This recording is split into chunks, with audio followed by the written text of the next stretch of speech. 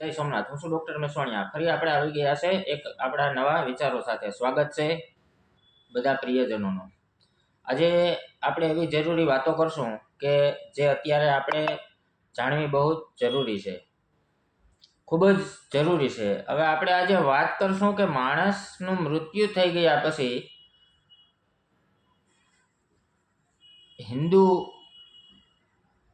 ને અંદર એવી રીતના બોલવામાં આવે છે, રામ નામ સત્ય છે. તો રામ નામ જ સત્ય છે એવું શું કામ બોલવામાં આવે છે? ખબર હશે ને, બધા અહીંયા સાંભળ્યું હોય કે હવે બધા મૃત્યુ થઈ જાય અને એને લઈ જવામાં આવે છે સ્મશાન ઉપર, ત્યારે બોલે છે કે રામ નામ સત્ય છે. તો આવું શું કામ? કેમ કે રામ નામ જ શું કામ?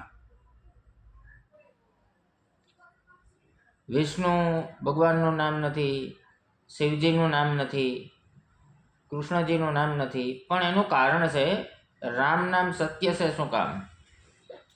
કેમ કે રામે જન્મ લીધો તો મર્યાદા પુરુષોત્તમ કહેવામાં આવે, એટલે એમાં મર્યાદા કઈ રીતના, એની યુવાનીની અંદરમાં કઈ રીતના જીવન જીવવું, એની અંદર ત્યાગ હતો, સમર્પણ હતું. એટલે આજે આપણે સમજાવશું કે રામ નામ સત્ય શું કામ બોલવામાં આવે છે. તો કે રામ નામ સત્ય, જ્યારે રાવણ તો બહુ જ્ઞાની હતો અને રાવણ બધા શાસ્ત્રોનું જ્ઞાન હતું, બધા મંત્રોનું જ્ઞાન હતું અને તેમણે શિવજી પાસેથી પ્રાપ્ત કરેલું. હવે જ્યારે આપણે થોડી શોર્ટકટ વાત કરશું, બાકી વિડીયો લાંબો થઈ જશે. હવે એની અંદર જ્યારે રામનું અને રાવણનું યુદ્ધ થાય ત્યારે રાવણ એક એના આખા પરિવારનું, એના આખા કુળનો ઉદ્ધાર કરવા માંગતો હતો કે બધાનું રામના હાથે મૃત્યુ થાય અને તેમને મોક્ષ મળે. ભગવાનના હાથે મૃત્યુ થાય, ભગવાન શ્રી રામના હાથે જેનું મૃત્યુ થાય તેમને મોક્ષ મળે છે. એટલે કોઈને શ્રી રામ નતો બોલવા દેતો રાવણ, પણ રાવણે છેલ્લે રાવણનું જ્યારે મૃત્યુ થયું ત્યારે રાવણ એવી રીતના બોલેલો, શ્રી રામ. એટલે આપણે ત્યાં બોલવામાં આવે છે રામ નામ સત્ય છે. આપણે સાંભળ્યું ને કે રામ નામ સત્ય છે, એવું બોલે છે લોકો.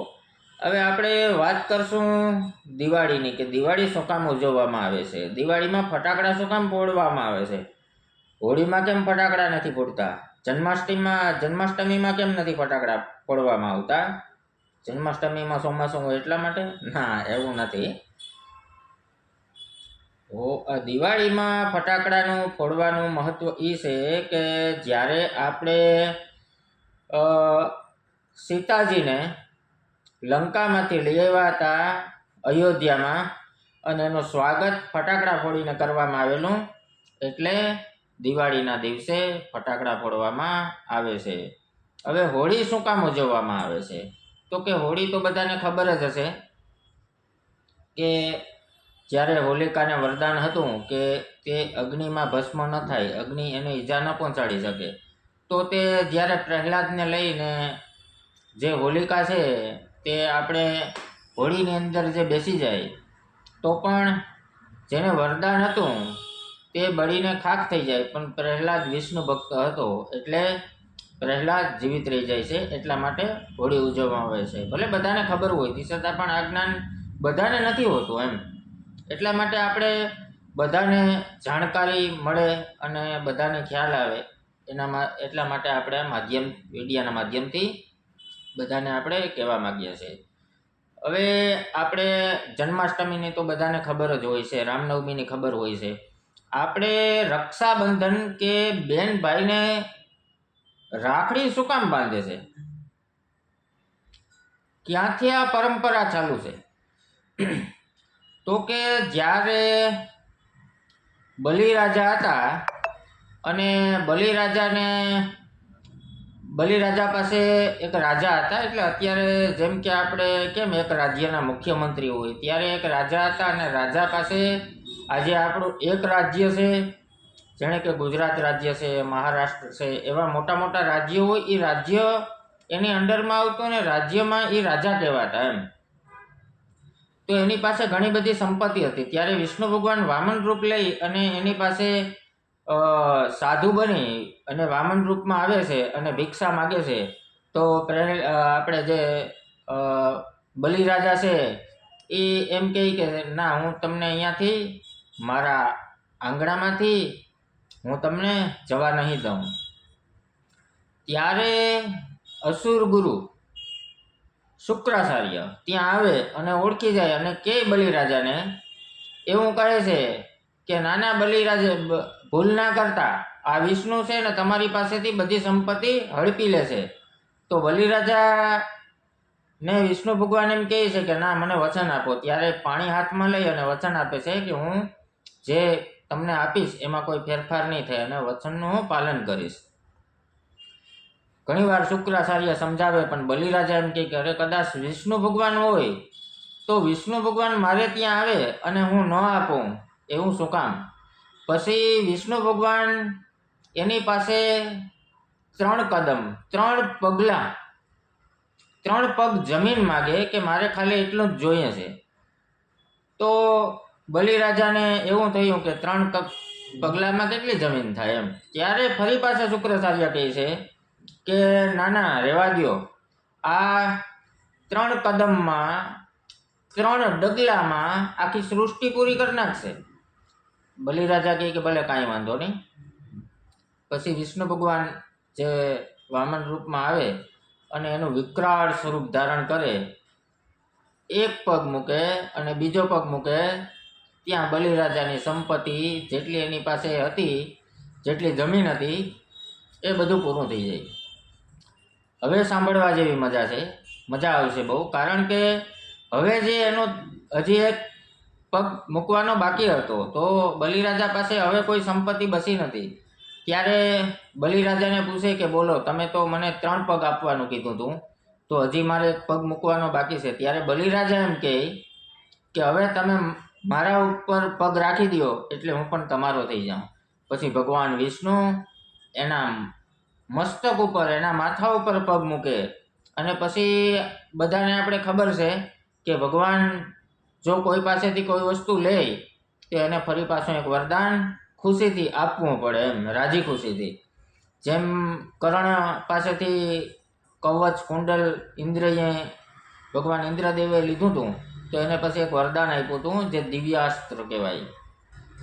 તો આવી રીતના જે એને વરદાન આપ્યું, તો બલિરાજા છે, બલિરાજાએ કીધું કે ના, મારે છે ને એક કામ કરો, મારે કાંઈ નથી થતું, મારે તમારી સેવા કરવી છે, પણ તમારે મને વરદાન આપવું પડશે. વિષ્ણુ ભગવાને કીધું કે તથાસ્તુ. ત્યારે બલિરાજાએ કીધું કે મારે તમારી સેવા કરવી છે, તમારે અહીંયા રહેવું પડશે. તો હવે વસનથી બંધાઈ ગયા. કાંઈ બલિરાજાએ અમર થવાનું વરદાન તો નહોતું માંગ્યું કે જે ન મળે. પછી ત્યાં વિષ્ણુ ભગવાન રહે. હવે લક્ષ્મીજી મૂંઝાઈ ગયા, વિષ્ણુ ભગવાન આવે નહીં. લક્ષ્મીજી ગયા શિવજી પાસે. શિવજીને કીધું કે હવે શું કરશું?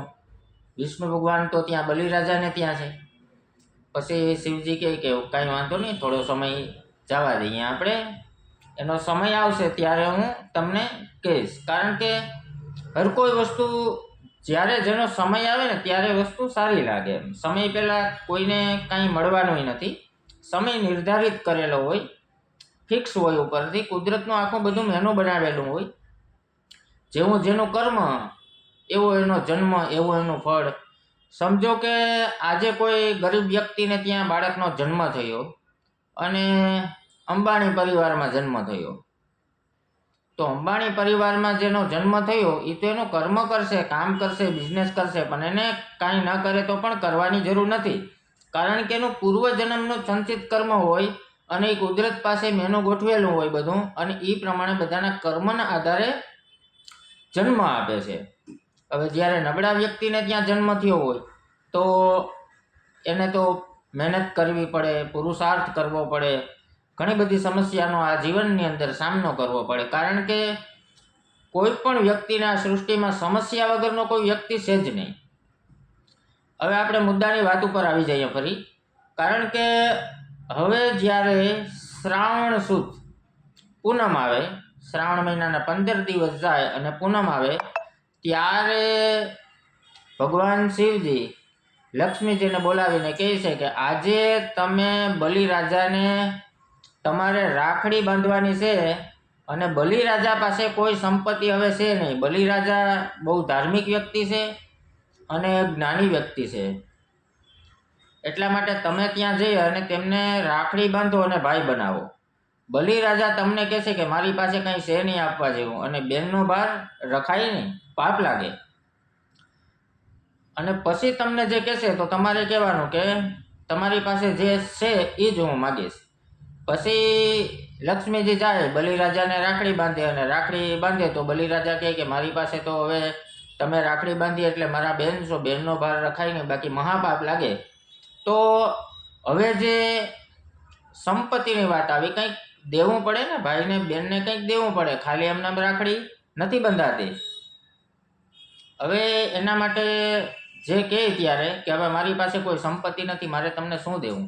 તો કે લક્ષ્મીજી બલિરાજાને કહે કે હવે તમારી પાસે જે છે એ જ હું માગીશ, એટલે તમે બેનના ભારમાંથી મુક્ત થઈ જાવ. અને ખરેખર બેનની જો રાખડી હાથમાં બંધાઈ જાય ને, પછી તમારે રક્ષાનું કવચ બની જાય, એવું ન ભૂલતા.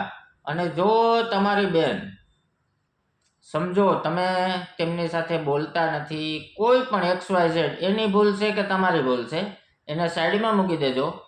બેન સાથે સારો વ્યવહાર રાખજો, બાકી ખીલા નીકળી જશે. આ વસ્તુ યાદ રાખજો ને આ વસ્તુ સત્ય છે. મેં ઘણા બધા એવા દાખલા જોયા છે, ઘણા બધા એવા વ્યક્તિને જોયા છે કે આજે પણ કંગાલ છે, દરિદ્ર છે. ગમે એટલું કર્મ કરો, તમે ગમે એટલું દાન પુણ્ય કરો, પણ જો તમારે ત્યાં તમારી બેન ના આવતી હોય તો તમારે સમજી લેવું કે તમે ચોક્કસ ક્યાંય ને ક્યાંય તમારી કમી છે, અને એનું ફળ તમે ભોગવી રહ્યા છો.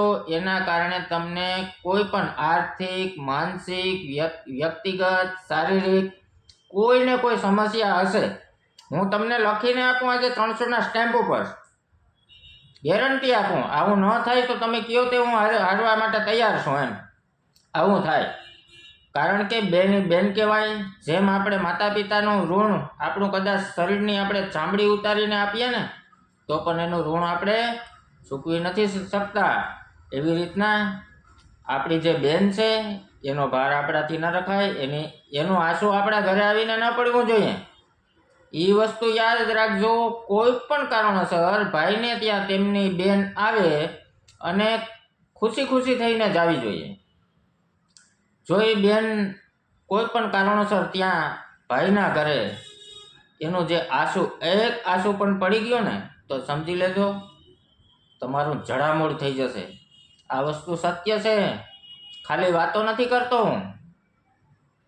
હવે આપણે મેન મુદ્દાની વાત ઉપર ફરી પાછા આવીએ, કારણ કે વાતમાં કોઈ વસ્તુ યાદ આવી જાય તો પછી મગજમાંથી નીકળી જાય, ફરી પાછું યાદ ના આવે. એટલા માટે એ જે કોઈ પણ આપણે એવો કોઈ મુદ્દો આવી જાય તો આપણે વાત કરી દઈએ છીએ.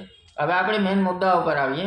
પછી લક્ષ્મીજી માગે કે મને તમારી પાસે બીજું કંઈ નથી, વિષ્ણુજી મને વિષ્ણુ ભગવાન આપી દો. પછી વિષ્ણુ ભગવાનને લક્ષ્મીજી લઈ જાય છે, અને ત્યારથી આ જે રક્ષાબંધન કહેવાય છે, અને ત્યારથી રક્ષાબંધન ઉજવાય છે. અને બેન છે તે ભાઈને રાખડી બાંધવામાં આવે છે.